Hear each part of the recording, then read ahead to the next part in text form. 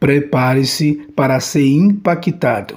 Este vídeo é a segunda parte do estudo onde eu falo sobre a morte. É imperdível. Se você não for inscrito, inscreva-se, ative o sininho, deixe um like e compartilhe para que outras pessoas também possam ter este conhecimento desse tema que é muito importante. Neste estudo, eu vou falar sobre a morte e também vou contar um testemunho muito forte que aconteceu na morte da minha irmã. Vamos falar deste homem interior, desse ser interior que foi gerado dentro do homem. Zacarias 12:1. Olha só, Deus forma o espírito dentro do homem. E em Jó, capítulo 10, versículo 12, diz assim: o preserva o espírito de vida. Quem preserva você vivo? O eterno Deus. Mas aí você pensa, morreu, acabou. Tem pessoas que pensam assim, eu respeito a sua forma de pensar, mas gostaria que você também entendesse algumas coisas. Vamos ver o que está escrito em Apocalipse 6:10. As almas dos que foram mortos clamavam, ou seja, estavam vivos em outro lugar.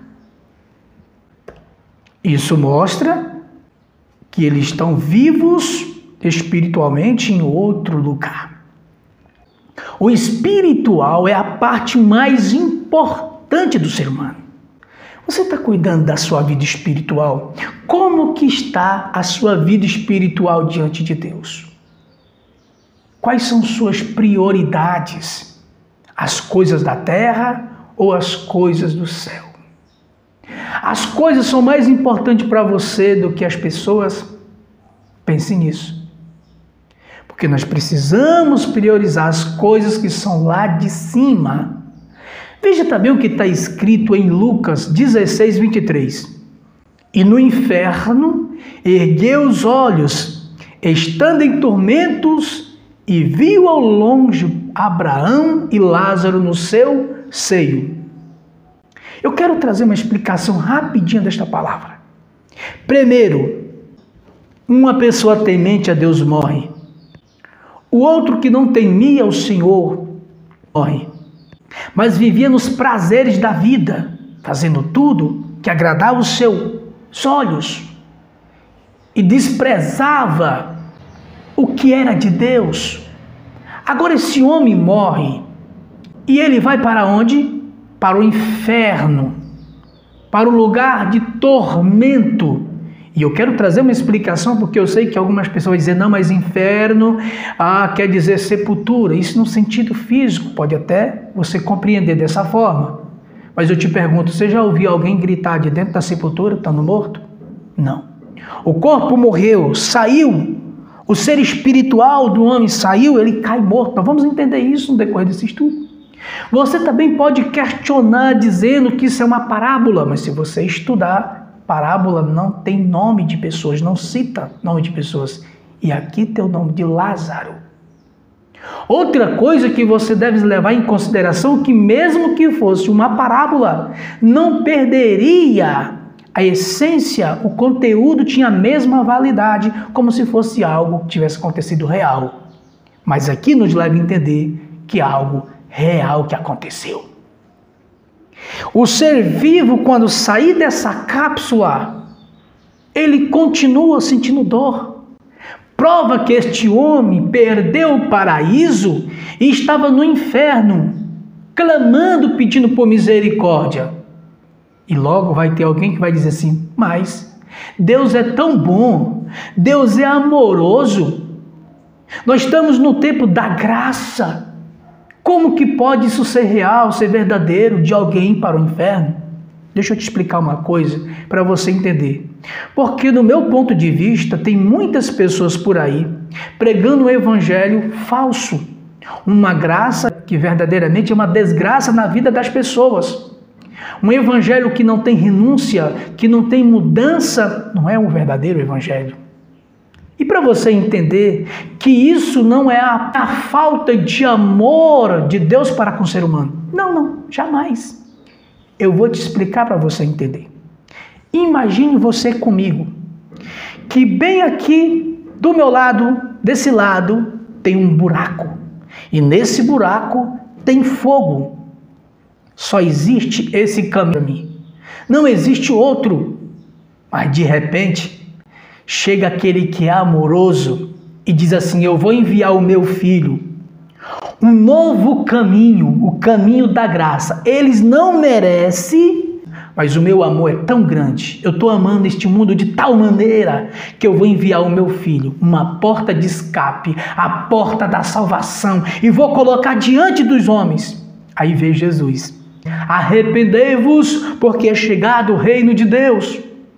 Deixe o caminho da prostituição, deixe o caminho do erro e siga-me. O caminho é estreito, é apertado, e poucos são os que seguem-me. Poucos são os que encontram, mas a porta que vocês estão é muito larga. Muitos são os que entram por ela, mas no final dela tem um inferno.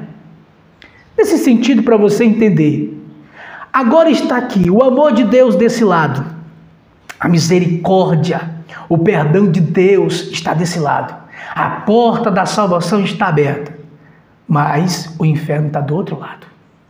E aqui não é uma questão de amor, é uma questão de decisão. A pessoa decide onde vai passar a eternidade. Se ela quer renunciar à sua vontade para fazer a vontade do Senhor e ir para o caminho estreito, ou se ela prossegue no caminho largo, é uma decisão. Deus, ele é tão amoroso que ele dá opção para o homem. Você escolhe aonde quer passar a eternidade. Ele não te obriga. Ele é tão bom que quando alguém chegar no inferno, ele não tem como dizer: eu não fui avisado. Ah, mas falaram para mim que inferno não tinha inferno. O pior é quando chega lá, descobrir que tem. Então, essa é uma decisão do ser humano. O amor de Deus é tão grande que nos dá uma porta de escape. Mas cada um segue o caminho que quer. Tem o livre-arbítrio e o Senhor Deus respeita isso. Então ninguém pode culpar a Deus por chegar no inferno. A porta do céu está aberta, mas se alguém quiser ir para o inferno, é uma decisão. É só seguir a sua própria vontade.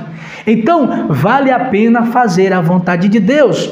Aqui tem um homem, Lázaro, no paraíso, e tem outro gritando no Hades. Enquanto Lázaro está se alegrando, descansando, tem um outro que está clamando, está gritando. Mas a decisão foi dele de ir para aquele lugar. Agora é tarde demais. Eu tinha uma irmã que o nome dela era Aldenice. Ela morava na região de Belém do Pará. E um certo dia ela foi cruzar a rua da casa dela, onde tinha um quebra-mola, uma lombada. E veio um homem num carro desgovernado, bêbado, em alta velocidade, não freou para passar na lombada e bateu na minha irmã. A minha irmã subiu e bateu a cabeça no asfalto. E ela foi para o hospital, foi internada.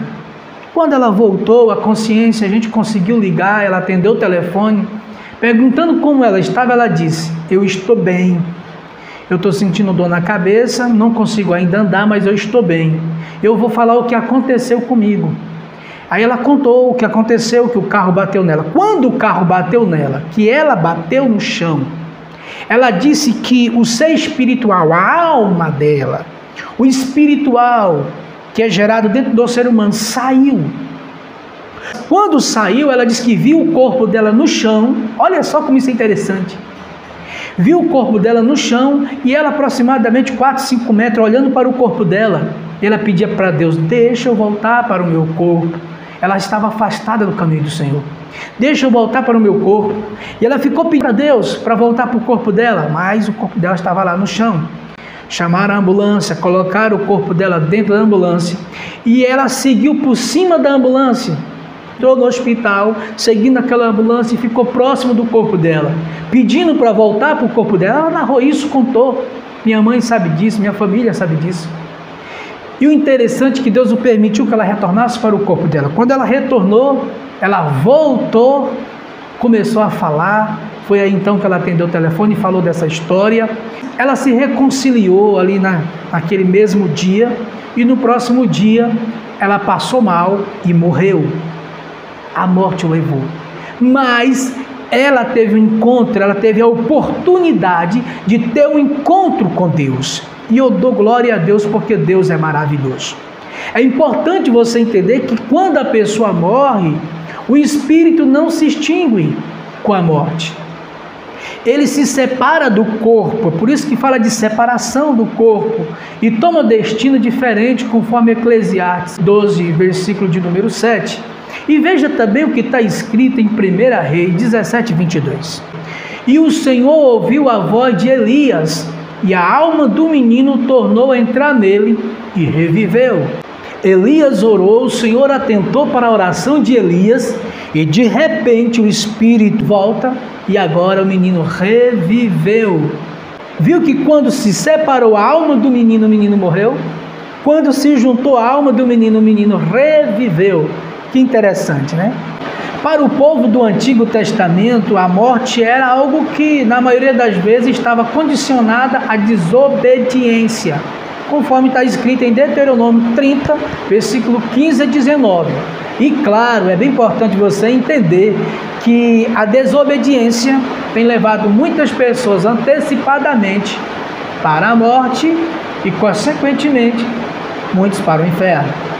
O significado em outras culturas paralelas, exemplo, na Grécia clássica, a morte era a libertação da alma que estava aprisionada no corpo e, consequentemente, fim da vida material.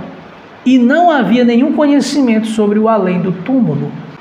No helenismo, que é um resultado da cultura grega entre outros povos, a morte era considerada um fenômeno da natureza que eles não sabiam determinar exatamente como.